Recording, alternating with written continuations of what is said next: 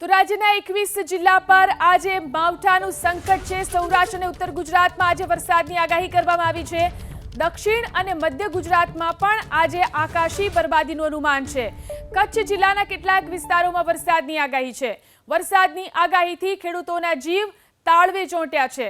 તો રાજ્યના 21 જિલ્લા પર આજે માવઠાનું સંકટ તોળાઈ રહ્યું છે। સૌરાષ્ટ્ર, ઉત્તર ગુજરાત, દક્ષિણ ગુજરાત, મધ્ય ગુજરાત, કચ્છ આ તમામ વિસ્તારોની અંદર વરસાદ વરસી શકે છે।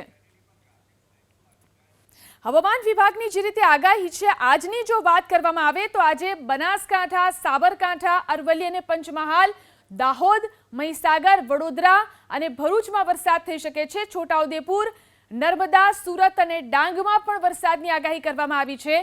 નવસારી, વલસાડ, તાપી અને રાજકોટમાં પણ આજે વરસાદ થઈ શકે છે।